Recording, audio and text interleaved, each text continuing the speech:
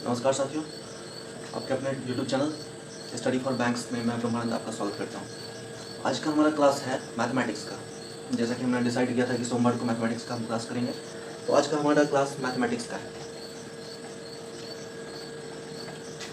हम पहला अपना टॉपिक जो डिस्कस करने वाले हैं आज, वो नंबर सिस्टम। नंबर सिस्टम हम शुरू करने वाले हैं। तो नंबर सिस्टम में पढ़ा क्या जाता है, नंबर सिस्टम का क्या मतलब है? तो ये संख्याएं किस तरह से बिहेव करती हैं, संख्याओं का नेचर क्या होता है, क्या किस तरह से हम इनको बांटते हैं, किस तरह से इनको अलग अलग प्रकार में डिवाइड किया गया है, हम वो सारी चीज़ें जानते हैं नंबर सिस्टम में। सबसे पहले हम लोग नंबर सिस्टम में जानते हैं कि नंबर होता क्या है। ये नंबर है क्या? नंबर का मतलब हो गया, ये एक गणितीय वस्तु है नंबर, ठीक है, मैथमेटिकल टूल है। इसका काम होता है गिनना या मापना। नंबर वो मैथमेटिकल टूल है जिसका उपयोग हम गिनने के लिए या मापने के लिए करते हैं, ठीक है। नंबर का मतलब समझ गए। अब होता क्या है, जैसे 1 हुआ, 2 हुआ, 3 हुआ, 4 हुआ, 68 हुआ, 73 हुआ, ये सारे हमारे नंबर कहलाएंगे, ठीक है। अब ये नंबर तो हम जान लिए, लेकिन इसको जो हम गिनेंगे, इसका जो गणना किया जाएगा, ये कैसे करेंगे? जैसे इसको तो हमने 73 पढ़ दिया, लेकिन अगर ये नंबर ऐसे रहे फिर इसको हम कैसे पढ़ेंगे? तो इसको गणना करने का दो पद्धति हमारे पास मौजूद है। कौन कौन सा? तो पहला जो तरीका है उसको हम लोग बोलते हैं डेसिमल सिस्टम, दशमलव पद्धति।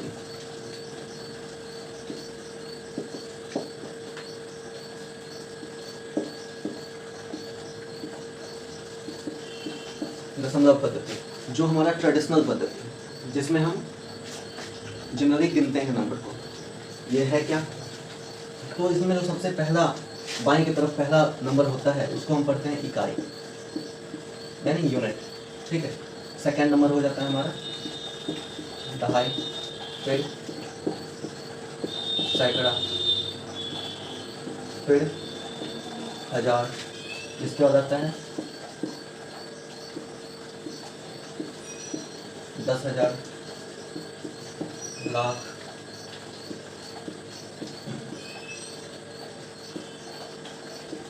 फिर 10 लाख। इसी तरह से ये बढ़ता जाता है, फिर करोड़, 10 करोड़, ऐसे ये बढ़ता जाता है। अब दूसरा पद्धति कौन सा है? ये तो पहला हो गया दशमलव पद्धति। दूसरा पद्धति इसका कौन सा है, इसको गिनने का? तो सेकेंड पद्धति जो है ये अंतर्राष्ट्रीय पद्धति है।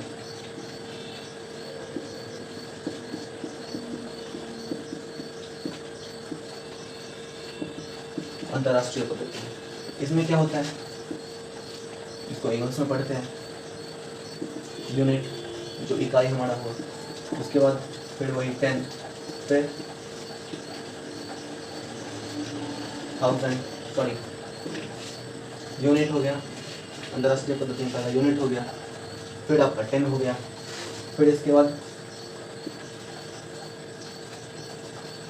100 हो गया, फिर 1000 हो गया, फिर 10,000 हो गया। अब देखिए यहाँ तक तो सेम है, इकाई, दहाई, सैकड़ा, हजार और 10,000, यूनिट, 10, 100, 1000 एंड 10,000। नेक्स्ट जो ये हो जाएगा, ये 100,000 हो जाएगा, 100,000। फिर इसके बाद स्टार्ट होता है मिलियन, फिर 10 मिलियन, फिर 100 मिलियन, फिर बिलियन, फिर 10 बिलियन, फिर 100 बिलियन, फिर ट्रिलियन, ऐसे ही।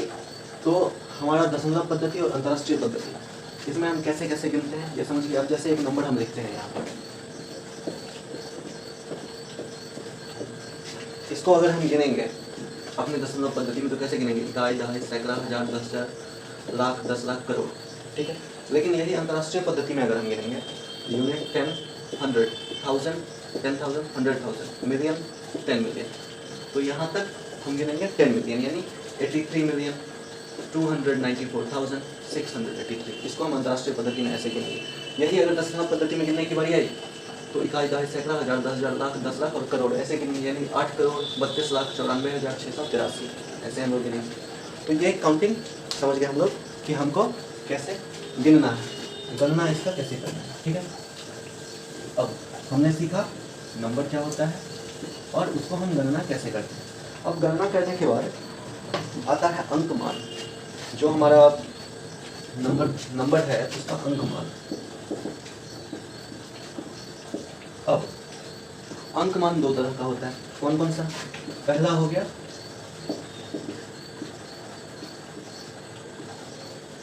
फेस वैल्यू और दूसरा हो गया प्लेस वैल्यू।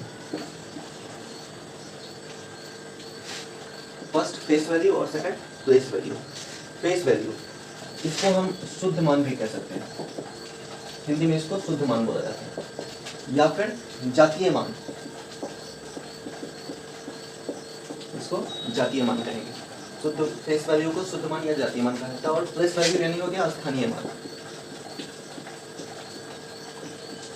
अब ये होता क्या है, तो ये हम किसी नंबर में समझते हैं, इसको 1 मिनट के लिए हम साइड करते हैं। पहले नंबर का हम बाइफर्केशन जानते हैं, फिर हम उसमें फेस वैल्यू और प्लेस वैल्यू को जानेंगे, ठीक है।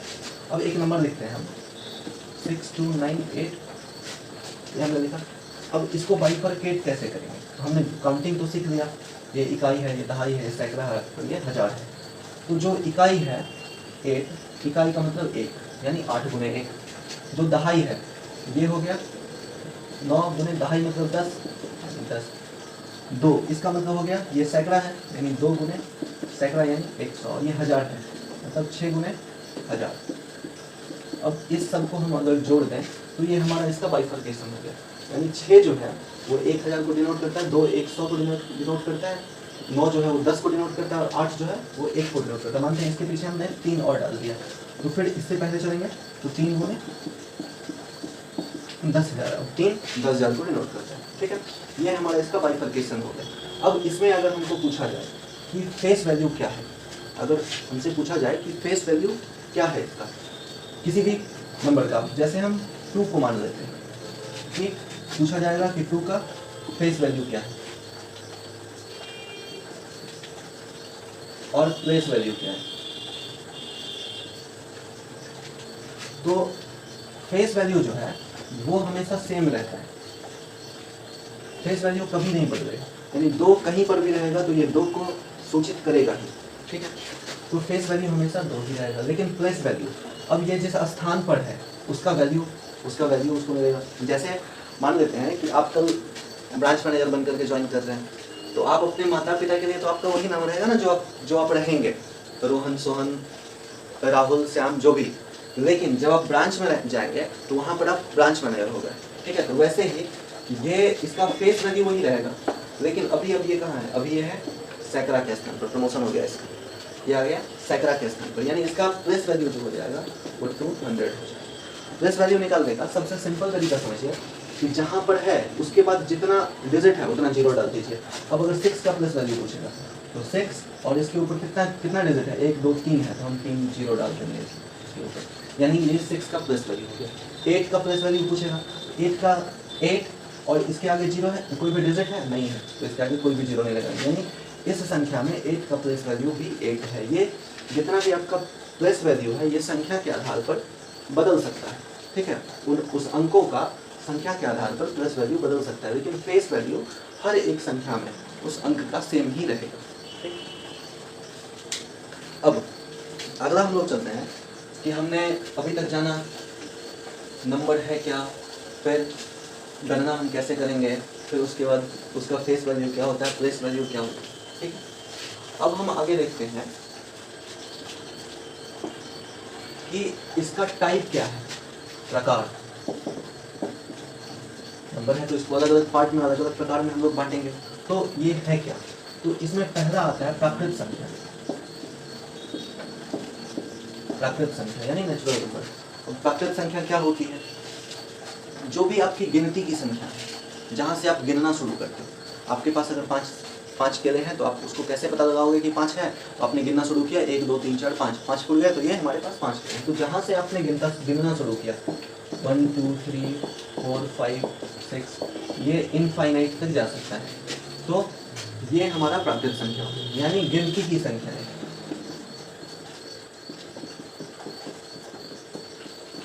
गिनती की संख्या है जो हो गई वो प्राकृत संख्या कहलाएगी। दूसरे नंबर पर आती है पूर्ण संख्या। पूर्ण संख्या, अब पूर्ण संख्या क्या होता है? तो पूर्ण संख्या ये जितनी भी प्राकृत संख्या है वो तो पूर्ण संख्या है। अगर हम लोग प्राकृत संख्या के परिवार में जीरो को शामिल कर दें, यानी जीरो प्लस प्राकृत संख्या, ये हमारा पूर्ण संख्या हो जाएगी। यानी जीरो हमारा पूर्ण संख्या है और प्लस 1 2 3 4 5 6 7 8 जो इनफाइनाइट तक जाएगी, ये सब हमारा पूर्ण संख्या है। यानी एक के बारे में अगर पूछा जाए तो ये प्राकृत संख्या भी है और पूर्ण संख्या भी, लेकिन जीरो के बारे में कहा जाए तो जीरो पूर्ण संख्या है बट प्राकृत संख्या नहीं है। अब इसके बाद आगे बढ़ते हैं हम लोग थर्ड नंबर हो जाता है हमारा। हमने प्राकृत संख्या देख लिया, पूर्ण संख्या देख लिया, अब हम लोग समझते हैं पूर्णांक।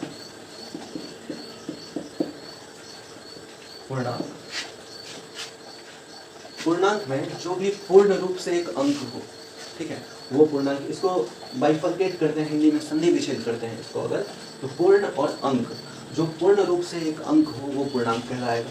अब जैसे जीरो पूर्ण रूप से एक अंक है तो ये पूर्णांक हो जाएगा। फिर 1 2 3 4 5 ये कंटिन्यू इनफाइनाइट तक जाएगा, ये हमारा पूर्णांक है। फिर माइनस में भी -1 -2 -3 ये इनफाइनाइट तक जाएगा, ये भी हमारा पूर्णांक है। ठीक है, ये पूरा एक अंक को डिनोट करता है, इसलिए पूर्णांक। लेकिन यहीं पर अगर कहा जाए 1.5 क्या ये पूर्णांक है? तो ये पूर्णांक नहीं होगा। ठीक है, ये पूर्णांक नहीं होगा। पूर्णांक क्या होगा? 0 1 2 3 4 5 6 7 8 या फिर -1 -2 -3 -4 ये कंटिन्यू दोनों साइड इनफाइनाइट तक जाएगा, यही पूर्णांक हमारा कहलाएगा। ठीक है, अब पूर्णांक में आप तीन पार्ट देखेंगे। एक जो जीरो से इस साइड का पार्ट हो गया, यानी जीरो से जो आपका राइट साइड का पार्ट हो गया, ये हो जाएगा धनात्मक पूर्णांक, पॉजिटिव इंटीजर्स। और जो -0 से लेफ्ट साइड का पार्ट होगा ये आपका हो गया नेगेटिव पूर्णांक।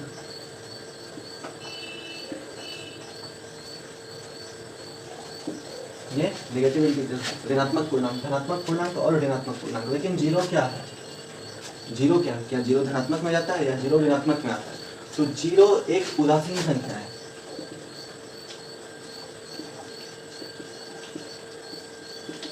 ये ना ही धनात्मक है ना ही ऋणात्मक है, ये उदासीन है। ठीक है, जैसे फिजिक्स में कैसे पढ़ते हैं नोबल गैस, यानी नॉन रिएक्टिव गैस, वैसे ये नॉन रिएक्टिव है। ये जीरो आपका ना ही धनात्मक है ना ही ऋणात्मक है। ये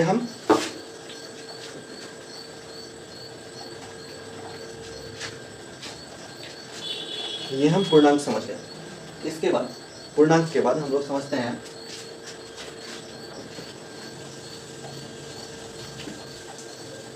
हम लोगों ने अभी तक देखा प्राकृत संख्या, पूर्ण संख्या और पूर्णांक संख्या। इसके बाद हम लोग देखते हैं परिमेय संख्या, चौथा नंबर।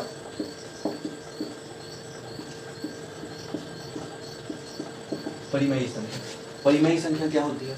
तो कोई भी संख्या अगर p/q के टर्म में है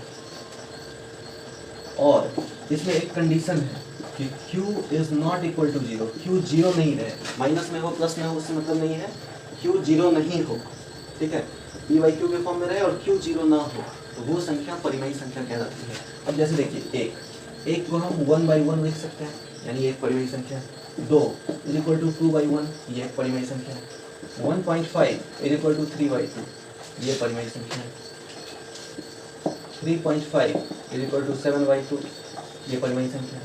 अगर 4/9 लिखे परिमेय संख्या, 5/2 लिखे परिमेय संख्या, यानी कोई भी संख्या जो p/q के फॉर्म में रहेगा, चाहे ये प्लस हो या माइनस हो, पॉजिटिव हो या नेगेटिव हो, ये हमारा परिमेय संख्या कहलाएगा। ठीक है, परिमेय संख्या अगर होगी तो अपरिमेय संख्या भी होगी, कुछ ऐसा भी संख्या होगा जो अपरिमेय होगा। तो अपरिमेय क्या होगा? अगर हम लोग चलते हैं अपरिमेय संख्या पर, ये रैशनल नंबर और अपरिमेय संख्या कहलाएगा आपका इरेशनल नंबर।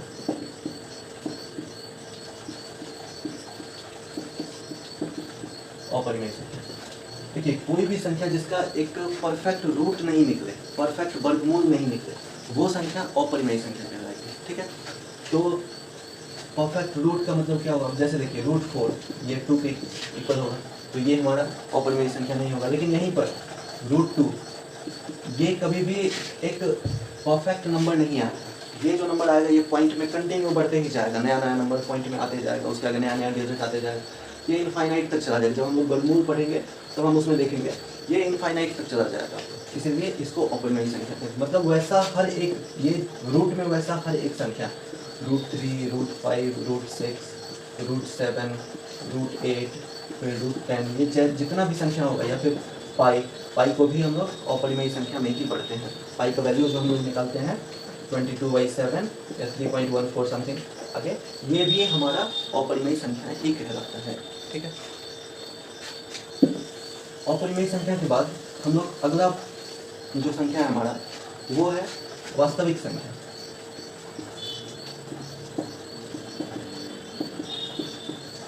वास्तविक संख्या यानी रियल नंबर। और वास्तविक संख्या में परिमेय संख्या और अपरिमेय संख्या, इन दोनों संख्याओं को अगर हम लोग मिला देंगे तो ये हमारा वास्तविक संख्या कहलाता है। परिमेय संख्या प्लस अपरिमेय संख्या।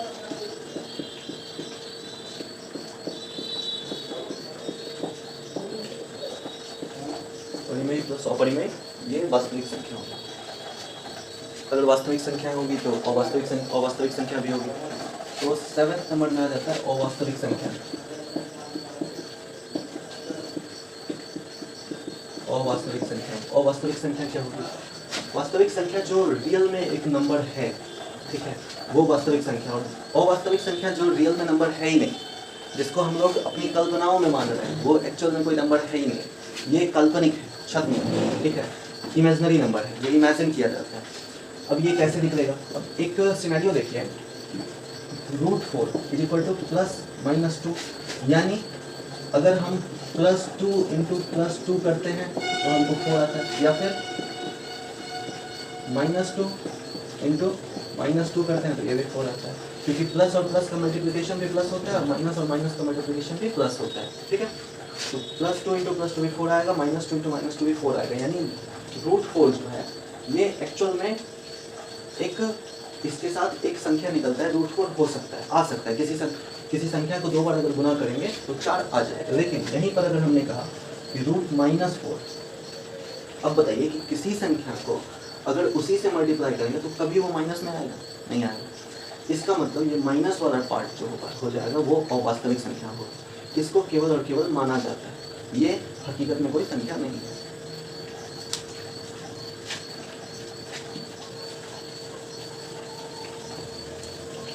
तो अभी तक हमने प्रकार में पढ़ा प्राकृत संख्या, पूर्ण संख्या, पूर्णांक संख्या। पूर्णांक के अंदर हमने पढ़ा धनात्मक और ऋणात्मक। इसके बाद हमने देखा परिमेय संख्या, अपरिमेय संख्या, फिर वास्तविक संख्या और अवास्तविक संख्या। इतना चीज हम लोग देख चुके हैं।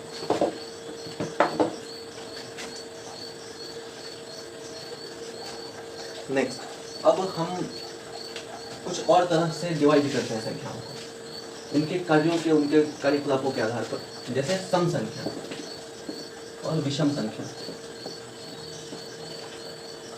सम संख्या क्या हुआ, विषम संख्या क्या हुआ, ये जानिए।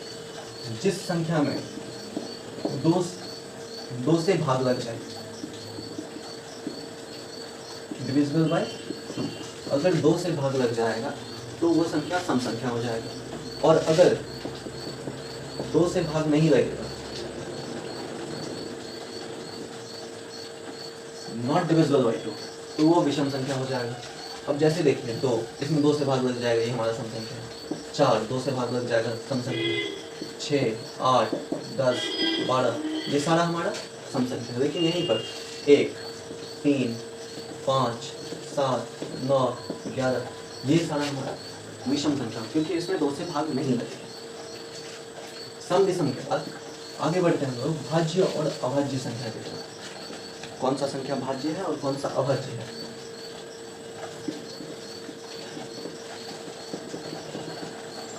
भाज्य और अभाज्य संख्या। और देखिए भाज्य संख्या क्या होता है, जिसमें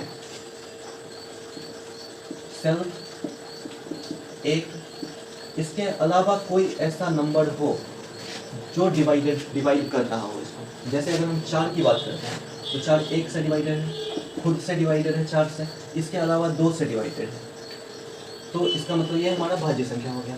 अगर हम लोग 6 की बात करते हैं, 6 1 से डिवाइडेड है, 6 से डिवाइडेड है, इसके अलावा 3 से डिवाइडेड है, यानी से हमारा भाज्य संख्या हो गया। अगर 8 की बात करते हैं, 1 से डिवाइडेड है, इसके बाद फिर 8 से डिवाइडेड है, इसके अलावा 4 से भी डिवाइडेड है, 2 से भी डिवाइडेड है, यानी 1 और 8 के अलावा अगर किसी संख्या से वो डिवाइड हो जाता है तो वो संख्या हमारा भाज्य संख्या कहलाता है। वहीं पर अभाज्य संख्या की अगर बात करते हैं तो ये सेल्फ और 1 इसको छोड़कर किसी और संख्या से डिवाइड नहीं होगा। जैसे आप बात करिए 2 का, 2 किससे डिवाइडेड है? 1 से और सेल्फ से, इसके अलावा तो कोई संख्या है नहीं जो 2 को डिवाइड कर दे। फिर पूर्ण रूप से डिवाइड कर दे, पूरी तरह से। इसके बाद 3, ये भी 1 से डिवाइडेड है और 3 से, इसके अलावा और किसी से डिवाइडेड नहीं। 5, 1 और 5 से और किसी से नहीं। 7, ये 1 और 7 से और किसी से नहीं, ठीक है। तो ये सब हमारा अभाज्य संख्या है। अब देखिए भाज्य संख्या में जो भी सेल्फ से, 1 से और इसके अलावा किसी और संख्या से डिवाइड हो रहा है अभाज्य होता है। अभाज्य में जो सेल्फ और 1 से डिवाइडेड हो, खुद से और 1 से डिवाइडेड हो, ये हमारा अभाज्य संख्या हो जाएगा। लेकिन 1 के बारे में तो हमने चर्चा नहीं किया, तो 1 क्या कहलाएगा? ये भाज्य कहलाएगा या अभाज्य कहलाएगा? तो 1 के बारे में जानिए कि 1 ना तो भाज्य है, ये भाज्य नहीं है, और ना ही अभाज्य है। ये ना ही भाज्य संख्या है और ना ही अभाज्य संख्या है। अब अगला हम लोग देखते हैं, हम लोगों ने ये प्रकार देख लिया सारा कि संख्या का प्रकार क्या है, ठीक है।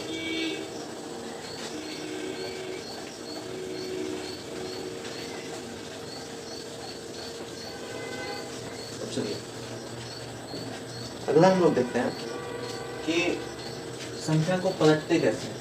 मान लेते हैं कि कोई संख्या 67 है, तो इसको अगर हम लोग पलटेंगे, 67 को हम लोग लिखेंगे कैसे? अगर हम इसको फ्रैक्शन में ब्रेक करेंगे तो 60 और प्लस 7, यानी 6 × 10 + 7, यही लिखेंगे। अब इसको अगर हमको पलटना हो जाएगा तो ये हो जाएगा 76, यानी जो यूनिट के जगह पर था वो 10 के जगह पर चला गया, जो 10 के जगह था यूनिट के जगह चला गया। तो इसको अब कैसे हमको लिखना होगा? ये हो जाएगा 70 + 6, यानी 7 × 10 + 6।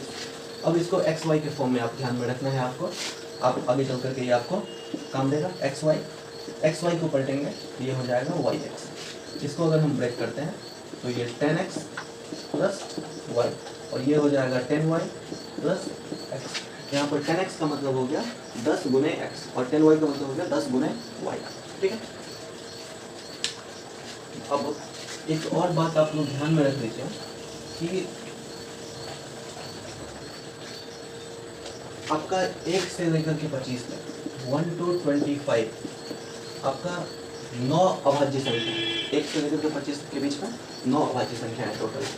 फिर 25 से लेकर के 50 के बीच में 6 अभाज्य संख्या है आपकी, और 50 से लेकर के 100 के बीच में 10 अभाज्य संख्या है। यानी टोटल अगर हम लोग देखें 1 से लेकर के 100 के बीच में आपकी 25 अभाज्य संख्या है। अब एक बात सोचिए कि हमको अगर पूछ दिया जाए किसी संख्या के बारे में, कोई एक संख्या ले लिया जाए जैसे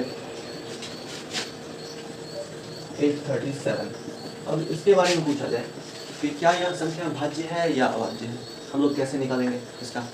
तो इसको निकालने का एक तरीका है कि इसका वर्गमूल, एप्रोक्स वर्गमूल ले लीजिए।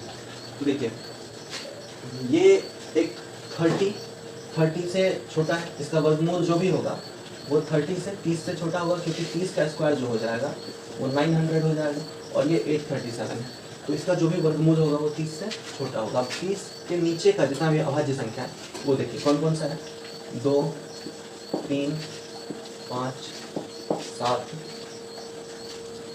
फिर 11, 13, 17, 19, फिर इसके बाद 23 के बाद 29।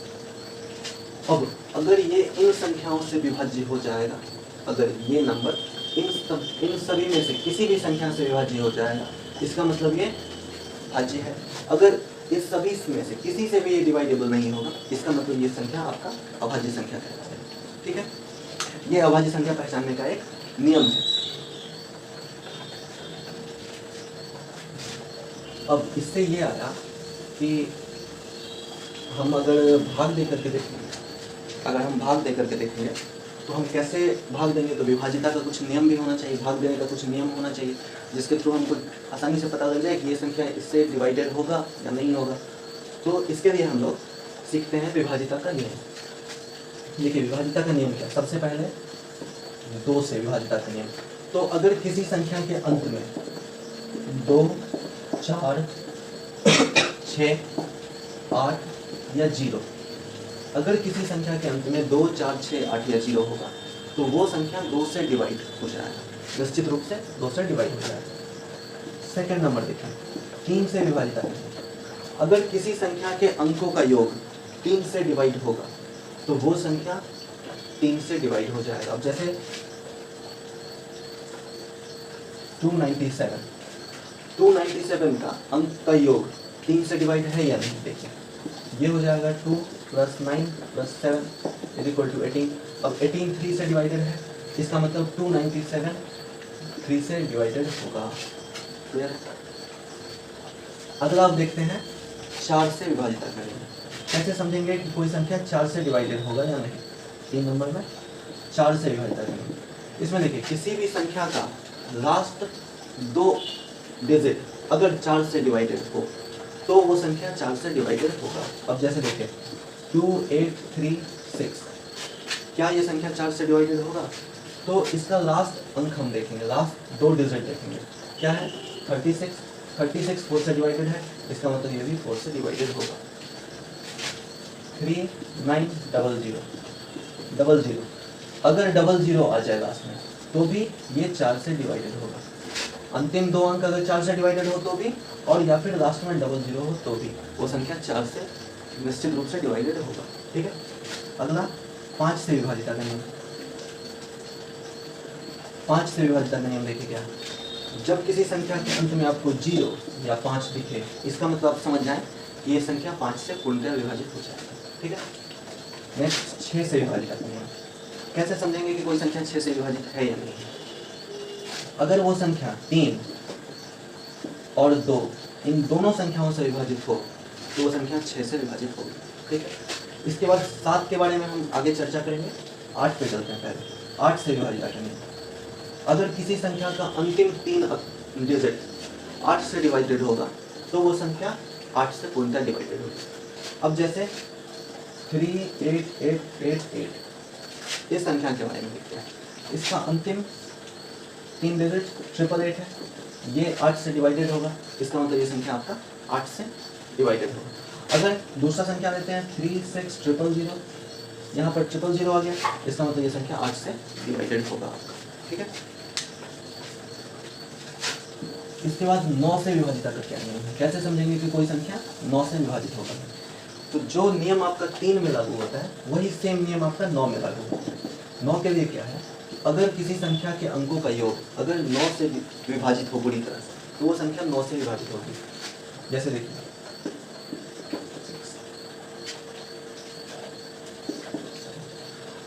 इस संख्या के अंकों का योग क्या हो जाएगा 3 + 9 + 2 + 6 + 7, यानी ये हो जाएगा 27। अब 27 9 से डिवाइडेड है, इसका मतलब ये संख्या आपका 9 से डिवाइडेड होगा। 10 से विभाजित का नियम। अगर किसी संख्या के लास्ट में 0 रहे तो संख्या 10 से डिवाइडेड हो जाएगी। अब 11 से विभाजित का नियम। ये जैसे देखिए कोई संख्या है जैसे 1331, ठीक है, इसमें समस्थान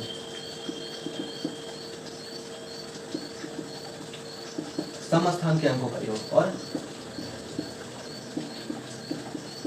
विषम स्थान के अंकों का योग, अगर इन दोनों का योग का अंतर 0 हुआ तो यह संख्या 11 से विभाजित होगी, या नहीं तो इन दोनों का अंतर अगर 11 से विभाजित हो तो यह संख्या 11 से विभाजित होगी। जैसे इसमें देखिए 1331 संख्या यही है, पहला 1 फिर 2 फिर 3 फिर 4। अब देखिए सम स्थान कौन सा होगा, सम स्थान पे एक 3 आया और एक 1 आया, 3 और 1 को जोड़ने में 4। विषम स्थान पे भी पहले 1 आया प्लस 3 आया, दोनों को जोड़ने 4। अगर 4 में से 4 को माइनस करेंगे तो 0 बचेगा, 0 है इसका मतलब ये 11 से डिवाइडेड है। अगर यहाँ पर इन दोनों का अंतर 11 22 33 यानी अंतर अगर 11 से डिवाइडेड होता तो भी ये संख्या 11 से विभाजित होता। ठीक है, अब चलते हैं 7 के लिए कि कैसे समझेंगे कि कोई संख्या 7 से डिवाइडेड होगा या नहीं। 7 के लिए आप 2 को मानक रखिए, ठीक है, 2 को मानक रखना है आपको। 2 से ही हम डिसाइड करेंगे कि 7 से कोई संख्या डिवाइडेड है या नहीं। अब जैसे 143, ठीक, 143 है, इसमें -2 को मानक रखिए, ठीक, 143 है। अब हमको पता लगाना है कि 143 7 से डिवाइडेड है कि नहीं। तो आपको पहला काम क्या करना है, इसको 143 में 14 को अलग करना है और 3 को अलग करना है, इकाई स्थान को अलग करना है और बाकी सबको एक साथ रख देना है। अब देखिए अगला स्टेप क्या करना है, 14 + 3 × 2, 3 × -2, 14 को अलग करिए, 3 को अलग करिए, फिर 14 + 3 × -2। अब 14, ये तो 14 हो गया, 3 × -2 = -6, ये कितना हो जाएगा 8। 8 7 से डिवाइडेड है, 8 7 से डिवाइडेड नहीं है, इसका मतलब ये संख्या 7 से डिवाइडेड नहीं होगा, ठीक है। अगर यहीं पर हम 147 रखते हैं, अब चेक करिए, अब क्या हो जाता है, 14 + 7 × -2 यानी 0, 0 आ गया, इसका मतलब 7 से डिवाइडेड है, ठीक है। तो आज हम लोगों ने विभाजिता का नियम देखा है। अभी इसके बाद हम लोग देखते हैं, कुछ और चीज़ थोड़ा सा ध्यान में रख लीजिए कि एक अंक की 1 डिजिट स्मॉलेस्ट नंबर 1 हो जाएगा और लार्जेस्ट नंबर 9 हो जाएगा। ऐसे ही 2 डिजिट का स्मॉलेस्ट आपका 10 हो जाएगा और लार्जेस्ट 99 हो गया। 3 डिजिट का 100 हो गया और ये 999 हो गया। 4 डिजिट का 1000 और ये 999, ये आ गया। अब अगर कोई पूछे एक डिजिट में कितने नंबर आते हैं, तो ये तो आपको ऐसे ही याद होगा कि 9 आते हैं। पूछेगा कि 2 डिजिट में कितने नंबर आते हैं, तो आपको क्या करना है कि किसका हाईएस्ट लार्जेस्ट नंबर, जैसे 1 डिजिट के लार्जेस्ट नंबर को आपको माइनस कर देना है। 2 डिजिट का जो लार्जेस्ट नंबर है उसमें से 1 डिजिट के लार्जेस्ट नंबर को माइनस कर दीजिए, हो जाए कितना 90। तो आपका 2 डिजिट का टोटल नंबर 90 हो जाएगा। 3 डिजिट में आपके कितने नंबर हैं, उसके लिए आप 3 डिजिट के लार्जेस्ट नंबर में से 2 डिजिट के लार्जेस्ट नंबर को माइनस कर दीजिए, बचता कितना है 900। आपको 3 डिजिट का जितना भी नंबर है अगर सबको काउंट करिएगा तो 900 नंबर्स आपके पास आएंगे। फिर 4 डिजिट में कितने नंबर आपके पास हैं, तो 4 डिजिट का लार्जेस्ट नंबर माइनस 3 डिजिट का लार्जेस्ट नंबर, ये आ जाएगा आपका 9000, यानी 4 डिजिट में आपके पास कुल 9000 नंबर्स हैं, ठीक है।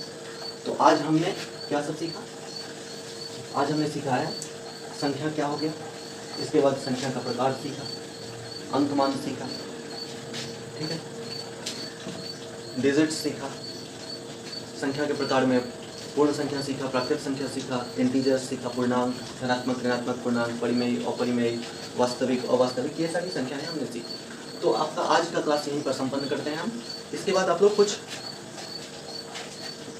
ध्यान में रख लीजिए, कुछ चीज़ें ऐसी हैं जो आपको रेगुलर बेसिस पर करना है। अगर आप वो रेगुलर बेसिस पर करते हैं तो आपका कैलकुलेशन बहुत स्ट्रांग हो जाएगा। मैथमेटिक्स को अगर देखते हैं तो मैथमेटिक्स में केवल 4 क्रियाएं होती हैं, प्लस, माइनस, मल्टीप्लिकेशन और डिवीजन। इसके अलावा कोई भी क्रिया मैथमेटिक्स में नहीं होती है। आप कुछ भी करिए, इन चारों के अलावा 5वां कोई क्रिया है ही नहीं। आपको मैथमेटिक्स में बस ये जानना है कि कहाँ पर हमको डिवीजन का यूज करना है, कहाँ पर मल्टीप्लिकेशन का, कहाँ पर हमको एडिशन का यूज करना है, कहाँ पे सब्सट्रैक्शन का।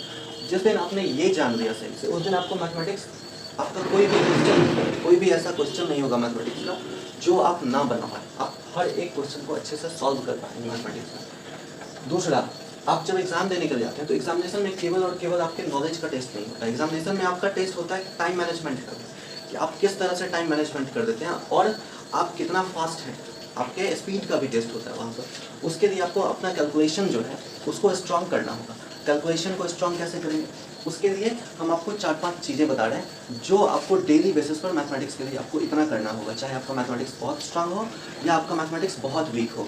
फिर भी अगर आप ये चीज़ें कर लेते हैं और मेरी क्लासेस को आप ध्यान से सुन लेते हैं, ध्यान से समझ लेते हैं, बहुत ज़्यादा चीज़ मैं एक क्लास में नहीं पढ़ा रहा हूँ, बहुत कम करके मैं पढ़ाऊँगा, बहुत टाइम है हमारे पास, बहुत अच्छे से पढ़ना है हमको, तो बहुत कम करके पढ़ाना है हमको।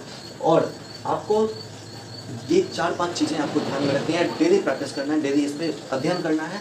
आपका मैथमेटिक्स साल तक जाते जाते बहुत अच्छा हो जाएगा और आप बहुत अच्छा स्कोर भी कर पाएंगे उसमें। तो पहला काम क्या है, टेबल यानी पहाड़ा। आपको पहाड़ा याद करना है, डेली एक पहाड़ा आपको याद करना है। जैसे 2 का पहाड़ा आज आपका हो जाएगा, कल 3 का, फिर परसों 4 का। ये आपको डेली करना है और इसको याद इस तरह से करना है कि पूरी तरह से कंठस्थ हो जाए, मतलब जब भी कोई किसी भी तरह से पूछे आप तुरंत आंसर कर दें, ठीक है। Second number, square. आपको स्क्वायर डेली याद करना है, एक स्क्वायर होता क्या, स्क्वायर को हम लोग इस तरह से डिनोट करते हैं, जैसे 2 का पावर 2 यानी ये हो गया 2 का स्क्वायर। इसको 2 गुने 2 भी लिखते हैं यानी 4, यानी 2 का स्क्वायर 4 हो गया। वैसे ही 3 का स्क्वायर अगर कहेंगे तो 3 गुने 3 यानी 9। अगर 4 का स्क्वायर कहेंगे तो ये हो जाएगा 4 गुने 4 यानी 16। इसी तरह से आगे बढ़ते जाएंगे। तो दूसरा काम हो गया हमारा स्क्वायर, डेली एक स्क्वायर आपको याद करना है। Number 3, cube. जैसे स्क्वायर में पावर 2 होता है, वैसे ही क्यूब में पावर 3 होता है। अगर 2 का पावर हम 3 कर दिए, इसका मतलब ये हो गया 2 का क्यूब। और इसको जो डिनोट करते हैं वो 2 × 2 × 2, इसको 2 का पावर 3 को हम लोग समझते हैं 2 गुने 2 गुने 2, ठीक है। इसका मतलब हो गया, अगर इसको हम मल्टीप्लाई करेंगे तो ये आ जाएगा हमारा 8, यानी 2 का क्यूब हो जाएगा 8। वैसे ही 3 का क्यूब ये हो जाएगा आपका 27, 4 का क्यूब 64, ठीक है। ऐसे ही आगे बढ़ते रहेंगे। तो ये एक टेबल, एक स्क्वायर और एक क्यूब आपको डेली याद करना है, ठीक है। इसके बाद ये हमारा टेबल, स्क्वायर और क्यूब ध्यान में रहेगा। इसके बाद आते हैं एक स्पीड बॉक्स। स्पीड बॉक्स बनाना है। स्पीड बॉक्स अब क्या होता है, देखिए स्पीड बॉक्स आपके एडिशन का जो कैलकुलेशन है उसको फास्ट करता है। आप एक चौकोर बॉक्स अपने बुक नोटबुक में ऐसे बना लीजिएगा।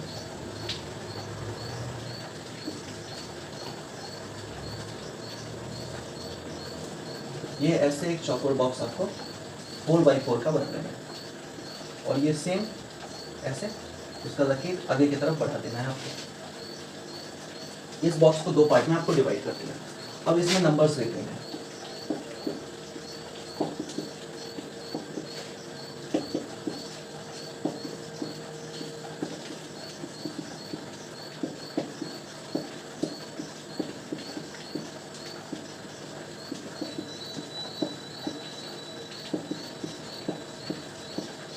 अब देखिए हमने नंबर लिख लिया सारा। अब इन सारे नंबर को ऐड करके आपको यहाँ लिखना है, इन सबको ऐड करके यहाँ लिखना है, इन सबको ऐड करके यहाँ लिखना है, इनको यहाँ लिखना है, फिर इन सबको ऐड करके नीचे लिखना है, फिर इसको नीचे लिखना है, फिर नीचे, फिर नीचे, ठीक है। अब ये जो आपका नंबर यहाँ पर बन जाएगा सबका एडिशन, इसका ऐड आपको यहाँ लिखना है और यहाँ जो नीचे नंबर मिलेगा इसका एडिशन आपको यहाँ लिखना है। और ये दोनों बराबर होना चाहिए, दोनों इक्वल होना चाहिए। अगर ये दोनों इक्वल है यानी आपका ये स्पीड बॉक्स सही से बन गया। अगर ये इक्वल नहीं है तो आपका स्पीड बॉक्स कहीं ना कहीं गलत हुआ है, ठीक है। आपका स्पीड बॉक्स कहीं ना कहीं गलत हुआ है। तो ये अगर गलत हो रहा है तो आपको फिर से उसको बनाना है, ठीक है।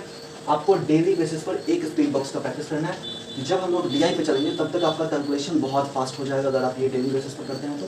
और उस टाइम में आपको ज़्यादा समस्या का सामना नहीं करना पड़ता। इसके बाद मल्टीप्लिकेशन के लिए 2 डिजिट मल्टीप्लिकेशन आपको अभी प्रैक्टिस करना है कुछ दिन तक।